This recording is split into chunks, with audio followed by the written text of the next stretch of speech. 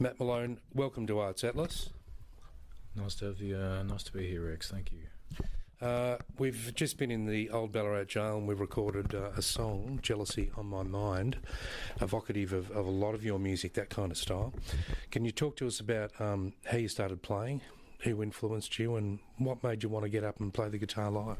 Well, I used to play bass in a few bands at high school and all that kind of thing, and then decided to do my solo thing because you kind of get tired of other people bossing you around when it comes to your artistic pursuits. So I thought I'll pick up a guitar, and I started learning Johnny Cash and Leonard Cohen songs to start out, just learning chords and stuff like that. And they've certainly been very influential in my work. Which Johnny Cash songs did you enjoy doing? When I started out, I just learned the real basic ones like Folsom Prison and Walk the Line, and because they're just the classic kind of blues progressions, you know, because I love the blues quite a lot. Then from then, you know, kind of got more into Swans, for example, real droney kind of stuff, and Tibetan throat singing and all that kind of thing is always, I've got a very eclectic kind of spectrum of stuff I get into. And I guess it all comes out in some sort of way, you know, one way or another. Jim Morrison, Danzig and all that, you know. Yeah. Tell us about your progression in being a live musician. I mean, do you remember the first place you played, and is it difficult to try and find gigs as a solo musician, and sort of give us an indication of where you've played as a live solo performer?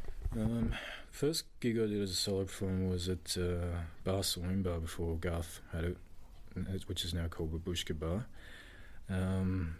Tony heard me, we used to muck around a bit, and he heard me play a few songs, and he said I should just finally get up and do it, you know.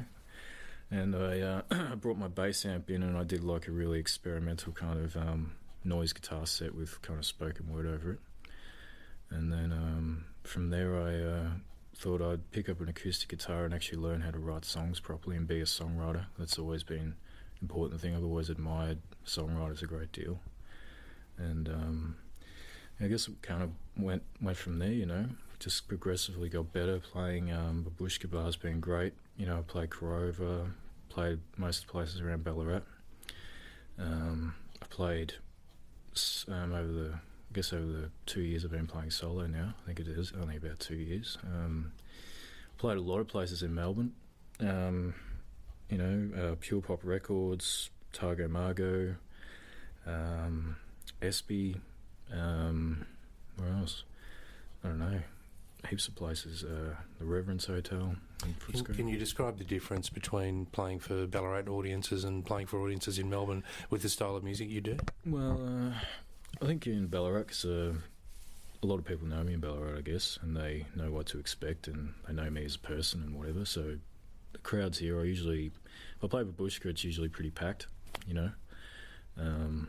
Playing in Melbourne is certainly different because people don't know what to expect, and playing an acoustic instrument, everyone expects it's going to be very tinkly and soft and whatever, and I get up and do a kind of what most people say is very intense and kind of very, you know, involved performance.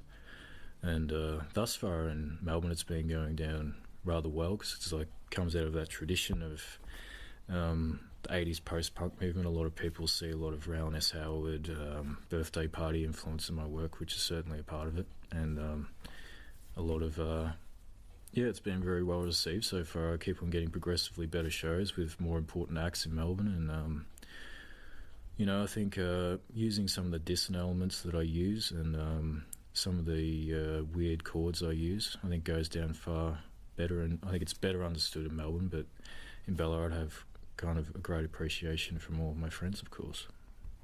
So what are your plans? Have you done some recording? Where can people either see or hear you, you know, in the recorded form? Recorded form, I've recorded a demo EP with Garth, of course. It's called the Full EP. It's got 5 tracks, which was just done in his lounge room. And looking forward to working on another recording at the moment, perhaps another EP or an album. That's gonna, at this point we've recorded demos for about 15 to 20 tracks, but I'll probably cut it down to do about 7 or so, because most of my tracks are pretty long. So, but I've got copies of the EP, or you can look up on YouTube, Matt Malone, Ballarat or Melbourne, Crawling Kingsnake or whatever, and it comes up. Also did a performance with Ubrex, live in Lydiard, of Melody Raw Cowboy song, which you can type into YouTube and check out. But I'm looking forward to getting this album together, of course. Yeah. Any ideas for the album title, and who's going to record that album? A friend of mine in Melbourne's going to record it. He's a metal musician, but he's got a real knack about, doing that kind of thing, and he's going to do it for free. So anything for free is always I could take up that opportunity. Just real studio time.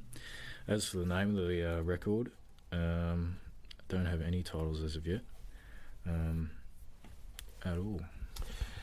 What advice would you have for other, aspiring solo musicians? So there might be people out there watching or listening to this, maybe reading the article about you on the Arts Atlas here. What advice would you give to young people who are, you've only been doing it for a year or two, but you seem to have sort of come up flying, as it were. What advice would you give to young people who want to get out there and be a solo performer?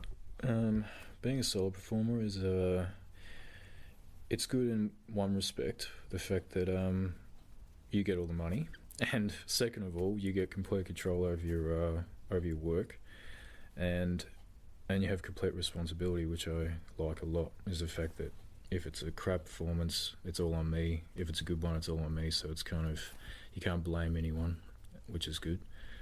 One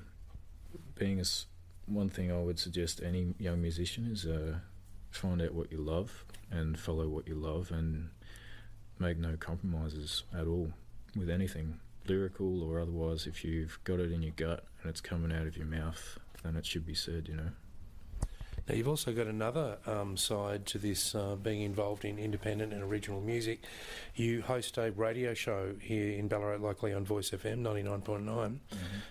How did you get into that, and what have you found some of the more exciting things about, being an announcer and being able to do your own show?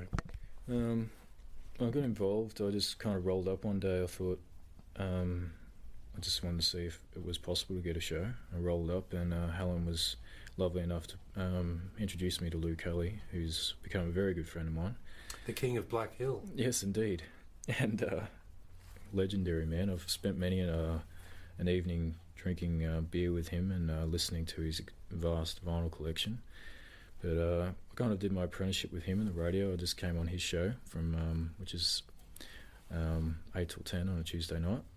And because I've got this kind of weird memory, I can remember dates of, old blues recordings, and I can tell you pretty much whenever every single Hank Williams recording's been actually like year by date and stuff, a bit of a psycho like that. But so me and Lou got along very well, because he's got such a encyclopedic knowledge himself of a lot of that early blues, country, folk music, and after a while there was the show on before me with Bob, and he wasn't showing up that often because he rides a motorcycle and he lives about 2 hours out of town, and there was an opportunity there to do my own show, and I took it over, and since then it's become much more eclectic, and I kind of really play what I want.